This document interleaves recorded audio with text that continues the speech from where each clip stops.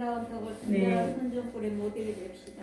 지난주에 이어서 오늘 또 회개에 대한 성경적인 올바른 이해. 아멘. 아멘. 예, 회개에도 3단계의 회개가 있습니다.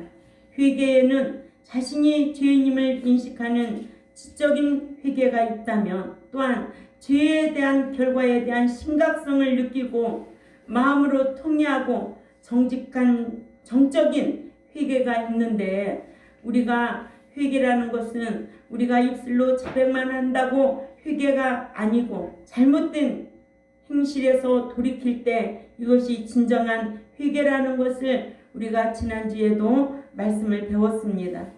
예. 그러니까는 이 회개라는 것은 내가 잘못된 행동을 끊지 않고는 진정한 회개가 될 수가 없다. 버릴 것을 버리지 않으면은 회개가 될 수가 없다라는 것을 알아야 돼요. 그래서 먼저 회개에는 합당한 열매를 맺어야 되는데, 합당한 열매는 돌이켰다는 행실이 있어야 한다는 말씀과, 하나님께 기도만 한다고 해서 하나님께서 기도를 다 들어주시지 않는다는 것도 여러분들은 알고 있을 줄 압니다. 가증한 자의 기도도 듣지 아니하고 죄인의 기도도 듣지 아니하고, 그러니 우리가 하나님 앞에 신실하게 정말 하나님 앞에 거절당하지 않을 자로 살아드리려면 어떻게 신앙생활을 해야 될 것인가? 먼저 우리가 회개를 하고서도 하나님 앞에 합당한 그 열매는 돌이키는 거예요. 아멘. 그래서 갈라디아서 5장 22절 23절에 그 열매 맺는 삶이에요. 열매 맺는 삶. 이러므로 죄에도 용서받지 못할 죄가 있고, 그것이 죄인 줄 알면서도 습관적으로 죄라는 것을 알고도 죄를 지면 용서받을 수가 없습니다. 이런 말씀을 안 배우면 알 수도 없고, 배워도 습관적으로 행하는 자가 있기 때문에 그래요. 이를 누가복음 15장 11절에서 24절에 아버지의 집을 나간 둘째 아들이 모든 것을 잃고 돼지를 치는 노예 생활을 청산하고 집으로 오는 것에 잘 표현되어 있습니다. 이러므로 스스로 낳춘 둘째 아들의 모습을 봅니다. 누가복음 15장 19절에서 20절 읽어요. 다 같이 시작. 지금부터는 아버지의 아들이라 일컬음을 감당하지 못하겠나이다. 나를 품꾼의 하나로 보소서 하리라 하고, 이에 일어나서 아버지께로 돌아가니라. 아직도 거리가 먼데 아버지가 그를 보고 측은히 여겨 달려가 목을 안고 입을 맞추니. 아멘. 첫째로 둘째 아들은 영적으로 회복된 후에야 스스로 자존심을 버렸습니다. 신앙생활은 자존심 가지고 하는 거 아니에요. 늘 하나님 앞에 자존감을 가지고 하는 거예요. 자존심은 자아가 너무 가득한 거예요. 그러나 자존감은 내가 하나님 앞에 뭔데, 지난 한 해 동안도 얼마나 하나님의 은총을 받았는데, 순간순간 생각하면서 하나님 앞에 자존감을 가지고, 하나님, 저는 죄인으로서이다. 저를 용서하여 주시고 잘못된 생각, 잘못된 행실 돌이키겠사오니 하나님 은총을 베풀어 주옵소서. 이렇게 해도 안 될 판인데도 날마다 목이 곧고 습관적으로 악을 행하고, 습관적으로 짐짓지에 걸리고, 습관적으로 하나님 말씀을 거역하면 어떻게 하겠느냐는 거예요. 응? 이렇게 둘째 아들은 영적으로 회복된 후에야 지금부터는 아버지의 아들이라 불리우기에 합당치 않다고 했습니다. 합당치는 악시오스인데 적당치 않다 또는 합당치 않다는 뜻인데, 이와 같이 둘째 아들은 그의 아버지에게 자신은 아버지의 아들이라 불리우기에도 적합하지 않다고 자존심을 버렸습니다. 아멘. 우리는 하나님 앞에 자존심 버려야 됩니다. 하나님 앞에 나올 때는 한 주간도 내가 어떻게 살았는가 나 자신을 돌아보고 늘 얼마만큼 말씀을 묵상하고 내가 오늘 이 자리까지 왔는가 늘 자신을 돌아볼 수 있는 저와 여러분이 되어야 될 줄 압니다. 두 번째로 둘째 아들은 자신을 품꾼의 하나처럼 되게 해달라고 했습니다. 둘째 아들은 그의 아버지에게 자신을 그 품꾼의 하나처럼 되게 해달라고 하여 스스로 자신을 품꾼으로 여겼어요. 그렇기 때문에 자존심을 버릴 수가 있었습니다. 이것이 정적 회개입니다. 정적 회개란 지적으로 죄를 분별한 후에 말씀을 통하여 죄가 지됨을 깨닫게 되면 하나님 저를 용서해 주세요. 이렇게 하나님 앞에 자백하는데 죄를 미워해야 돼요. 죄를 미워하고 통회하는 것을 가리키는데 세리도 죄를 깨닫고는 가슴을 치면서 불쌍히 여겨달라고 했다고 성경은 말하고 있지요. 하듯이 둘째 아들은 영적으로 회복된 후에야 자존심을 버리고 통회할 수가 있었다는 거예요. 아멘. 예, 통회할 수 있었기 때문에 돌아올 수가 있었고 통회할 수 있기 때문에 삶의 방향이 바꿔질 수가 있다는 거예요. 아멘. 예. 이러므로 스스로 일어나 아버지께로 돌아온 둘째 아들 20절을 보면 이에 일어나서 아버지께로 돌아가니라. 아직도 거리가 먼데 아버지가 그를 보고 측은히 여겨 달려가 목을 안고 입을 맞추니. 둘째 아들은 세 번째로 스스로 자존심을 버린 후에야 아버지에게로 돌아올 수 있었습니다. 자존심을 버리지 아니하면 자아가 강하기 때문에 절대로 회개하고 돌아올 수가 없습니다. 우리도 스스로 자존심을 버린 후에야 아버지에게로 돌아올 수가 있습니다. 이것이 의적 회개라는 거죠. 의적 회개란 회개의 마지막 단계로 행동까지 고치는 것을 가리키죠. 하나님께서는 저와 여러분이 행동까지 고치는 것을 기뻐하시는 줄 압니다. 그러니까 잘못된 것을 버릴 수 있을 때, 말씀을 들었을 때 깨닫고 잘못된 것을, 잘못된 생각, 잘못된 말버릇, 잘못된 행동들 버릴 수 있다는 것이 이게 회개예요. 그러니까는 자기 자존심을 버릴 때 진정한 회개가 이루어진다는 거예요. 아멘. 예. 네 번째로 둘째 아들은 잘못된 삶을 청산하고 아버지께 돌아온 후에야 용서를 빌고 회복받습니다. 아멘. 예, 용서를 받아야 돼요. 응? 제가 정말 잘못했습니다. 그동안 아버지 마음을 너무 아프게 했습니다. 다시는 이렇게 안 하겠습니다.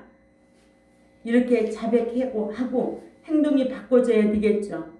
그러니까 둘째 아들은 스스로 죄인됨을 알고는 통회하고 그동안 잘못된 삶을 청산하여 행동적으로 돌이킨 후에 아버지께 돌아가 아버지의 품에 안겨 아버지께 용서를 빌고 용서받아 화목해지는 복을 받았는데 이것을 의적 회개, 즉 행실을 고치고 용서를 비는 회개의 마지막 단계입니다. 아멘. 예. 그래서 여러분들도 이런 말씀을 하면 지적 회개, 또한 정적 회개, 의적 회개가 어떻게 하는 것이 진정한 회개라는 것을 알 수가 있지요. 아멘. 훗날 입으로는 잘못했다. 입으로는 별말을 다 하죠. 그러나 행동은 전혀 반응이 없어요. 아버지도 아들이 돌아와서 잘못에 대해 용서를 빌 때에 잘못된 행동을 고친 후에 아들의 죄를 용서해 주시고 잔치를 베풀어 주었습니다. 아멘. 예. 잘못된 행동을 고칠 때에 그 아버지께서 아들의 죄를 용서해 주시고 잔치를 베풀어 주신 거예요. 이와 같이 둘째 아들도 흉년 만나 회개하기를, 자신이 죄인됨을 깨닫고 죄에 대하여 통회하고 행동으로 아버지에게 돌아와서 잘못을 자백하고 용서를 받는 복을 받습니다. 아멘. 예, 성경 인물 중에 다윗도 마찬가지입니다. 다윗도 나단 선지자로부터 죄인됨을 지적받고서야 내가 여호와께 죄를 범하였노라 하고 자백하고 돌이킨 것을 볼 수가 있습니다. 이렇게 다윗이 귀한 거는 나단 선지자, 오늘날로 말하면 목자죠. 목자로부터 죄가 지됨을 지적받고서야 그 죄를 자백하고 돌이킬 수 있었던 것이 다윗에게는 참 귀한 인물이고, 또한 우리에게도 말씀의 죄라는 것을 지적받고 나면 내가 이거 고쳐야 되겠구나. 내가 고치지 않냐면 여러분들이 신앙생활을 해도 절대로 복을 받을 수도 없고 천국에 들어갈 수도 없고 하나님 앞에 사랑받을 수도 없고 함께 할 수도 없어요. 그래서 왜 신년 초에 왜 이렇게 회개하라고 외치는가? 하나님은 회개한 행위인이라도 되어야만이 천국에 들어가기 때문에 그렇다는 거예요.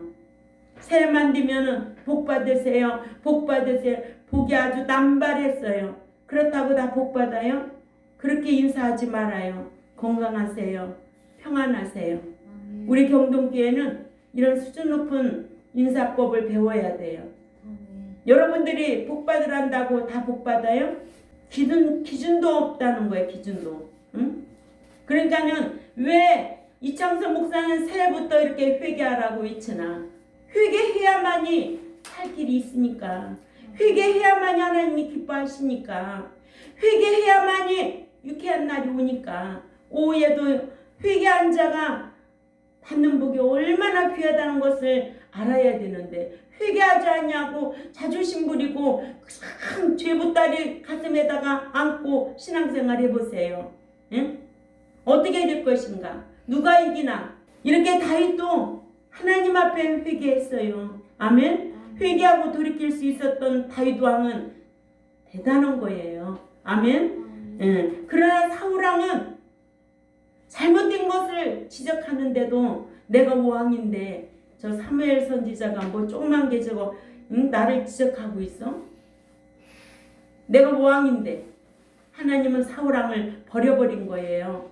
죽여버린 거예요. 하나님이. 아멘? 예. 하나님 말씀을 거역하고 하나님을 대적하는 자는 하나님이 절대로 흥하게 하지를 않아요. 그래서 예레미야 17장 5절에 사람을 의지하고 돈을 의지하고 권력을 의지하면 하나님 앞에 저주받은 자라는 거예요. 응? 여러분들도 지금까지 살아오면서 누가 사람이 돕던가요? 절대로 사람은 도울 자가 아닙니다. 도울 힘도 없는 겁니다. 오로지 하나님만이 여러분들의 삶을 주관하고 계시는 거예요. 아멘. 그래서 우리는 예수 믿는 것이 특별 은총이요. 세상에서도 예수 안 믿고 정직하고 진실하게 사는 사람들은 일반 은총의 복을 받아요. 예? 정직하고 진실하게 사는 사람들. 우리는 특별 은총 받는 저와 여러분이 아니에요? 영원한 천국에 들어갈 수 있는 자격을 갖춘 자들이거든요. 그런 자들에게 말씀 짓게 행하면 하나님께서 신명기 28장 1, 2절을 지키면 네가 14절까지 이런 복을 주시겠다는 거예요. 들어가나 나가나 복이고 다 주시겠다고 약속하셨어요.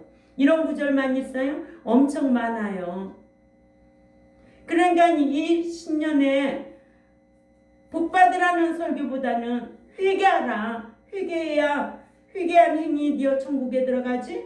회개해야 하나님의 복을 받지. 사랑받지. 함께하지. 이 엄청난 복이 이 안에 다 들어있는 거예요. 아멘. 시편 32편 3절에서 5절을 찾아 읽습니다. 시편 32편 3절에서 5절 시작. 내가 입을 열지 아니할 때 종일 신음함으로 내 뼈가 쇠하였도다. 주의 손이 주야로 나를 누르시오니 내 진액이 빠져서 여름 가뭄에 마른같이 되었나이다. 내가 이르기를 내 허물을 여호와께 자복하리라 하고 주께 내 죄를 아뢰고 내 죄악을 숨기지 아니하였더니 곧 주께서 내 죄악을 사하셨나이다. 이렇게 다윗이 하나님 앞에 자백하고 돌이키는 회개를 합니다. 그랬더니 1, 2절에 뭐라고 하느냐? 시편 32편 1, 2절에 허물의 사함을 받고 자신의 죄가 가려진 자는 행복하도다. 마음에 간사가 없고 여호와께 정죄를 당하지 않는 자는 복이도나 행복하도다. 아멘. 사람이 마음에 간사가 없어야 되고 그러죠? 예, 마음에 간사가 없어야, 마음의 심지가 견고해야 되고 간사함이 없어야 돼요. 아멘. 이런 자가 행복하다는 거예요. 오늘은 요랬다, 내일은 요랬다, 엎어졌다, 자쳐졌다. 응? 그런 사람 실증 나지 않아요? 예. 그래서 이렇게 회개하고 돌아오면 누가복음 17장 3, 4절을 읽습니다. 시작. 너희는 스스로 조심하라. 만일 네 형제가 죄를 범하거든 경고하고 회개하거든 용서하라. 만일 하루에 7번이라도 네게 죄를 짓고 7번 네게 돌아와 내게 회개하노라 하거든 너는 용서하라 하시더라. 아멘. 예. 회개하라. 히라보 동사가 메타노에오인데 이는 함께라는 메타와 깨닫다의 노예와의 합성으로 깨달은 마음과 행동까지 고쳐야 한다는 뜻인데 히라보뿐만 아니라 히브리어도 마음으로 뉘우치다라는 나음과 행동으로 되돌아가다라는 슈브라는 단어를 회개에 사용했습니다. 이러한데 죄를 지은 자가 마음만으로 죄를 깨닫고 입술로만 지은 죄를 자백한다면 진정한 회개가 아니고 행실을 고치는 돌이키는 것이 진정한 회개다. 예, 5번째로 아버지는 돌아온 아들을 환영합니다. 20절 우리 다 같이 크게 읽습니다. 시작. 아직도 멀리 떨어져 있을 때에 그의 그 아버지가 저를 보고 측은히 여겨 달려가 목을 안고 입을 맞추니. 아멘. 아버지는 자신을 떠나갔던 둘째 아들이 돌아오기를 날마다 기다리다가 둘째 아들이 돌아오는 것을 발견하고 먼저 아들을 알아보고는 먼 거리를 마다 않고 달려가 돌아온 아들을 측은히 여겨 아들의 목을 끌어안고 입을 맞춥니다. 아멘. 24절 읽습니다. 누가복음 15장 24절에 시작. 이 내 아들은 죽었다가 다시 살아났으며 내가 잃었다가 다시 얻었노라 하니 그들이 즐거워하더라. 이와 같이 하나님께서도 죄인 하나가 지은 죄를 회개하고 돌아오는 것을 오래도록 기다리시다가 돌아오면 용서해 주시고 품어 주신다. 아멘. 예. 그러나 동생이 돌아온 것을 시기한 형입니다. 큰아들은 동생이 돌아올 것을 전혀 생각하지 못하고 큰아들은 밭에서 돌아오다 집에서 노랫소리와 춤추는 소리를 듣고도 동생이 돌아와 잔치가 벌어진 것을 전혀 짐작을 하지 못해서 한 소년을 불러 우리 집에 무슨 일이 벌어졌느냐고 반복하여 심각하게 묻습니다. 큰아들은 동생이 돌아온 것을 시기하여 돌아온 동생을 위해 잔치를 베풀고 즐거워하는 아버지에게 화를 내면서 자신의 공로를 내세워 불평합니다. 아멘. 예. 그래서 이 말씀을 25절에서 32절까지 여러분들이 집에 가서 다 읽어보시기 바랍니다. 그래서 누가복음 15장 25절 읽습니다. 시작.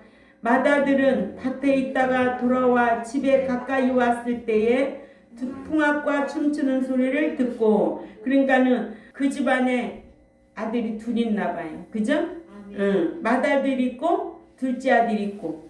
자, 26절 또 읽습니다. 시작. 한 종을 불러 이 무슨 일인가 물은데 대답하되 당신의 동생이 돌아왔음에 당신의 아버지가 건강한 그를 다시 맞아들이게 됨으로 인하여 살찐 송아지를 잡았나이다 하니.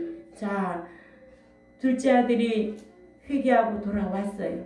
자존심 다 버리고 회개하고 돌아왔어요. 그러죠? 네. 자기 자신을 뭐라고 표현하면서 난 품꾼의 하나로 생각해 달라고. 네.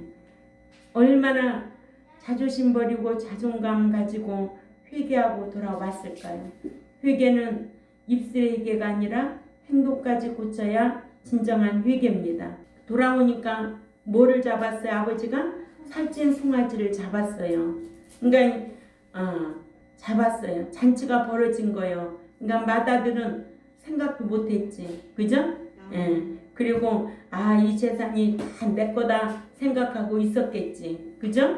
그랬더니 28절에 또 읽습니다. 시작. 그가 노하여 들어가 보자 하지 아니하거늘 아버지가 나와서 권한대.